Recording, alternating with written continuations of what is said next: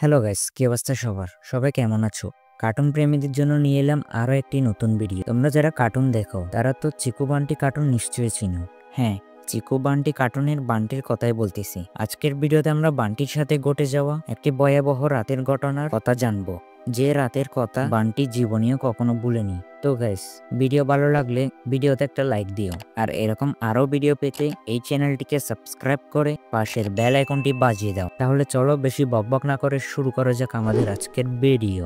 তো গাইস, সময়টা ছিল গ্রীষ্মকাল।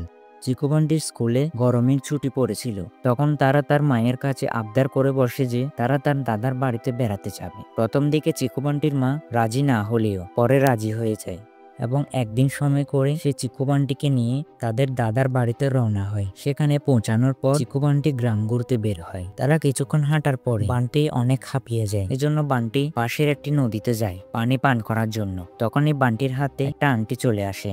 আংটিটি বান্টির খুব পছন্দ হয়, এজন্য সে এটা নিজের কাছে রেখে দেয়। পরে সন্ধ্যা হলে চিকু বান্টি তার দাদার বাড়িতে চলে আসে। রাতে ঘুমানোর সময় হঠাৎ বান্টির ঘুম ভেঙে যায়। সে জানালার পাশে একটা অস্পষ্ট কালো ছায়া দেখতে পায়। সে বুঝতেছিল না যে এটা কি। কৌতূহলবশত সে জানালার পাশে আসে এবং জানালা খুলে বাইরে দেখে যে বাইরে কিছু নেই।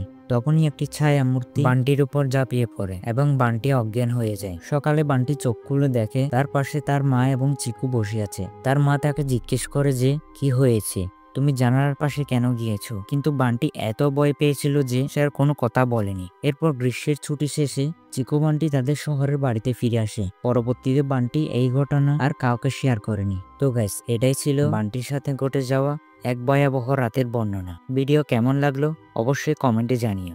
কমেন্ট বক্স তোমাদের জন্য সবসময় খোলা। আর এরপর কোন টপিক নিয়ে ভিডিও দেখতে চাও এটাও কমেন্টে জানিও। দেখা হবে পরবর্তী ভিডিওতে। ততক্ষণ পর্যন্ত ভালো থেকো, সুস্থ থেকো।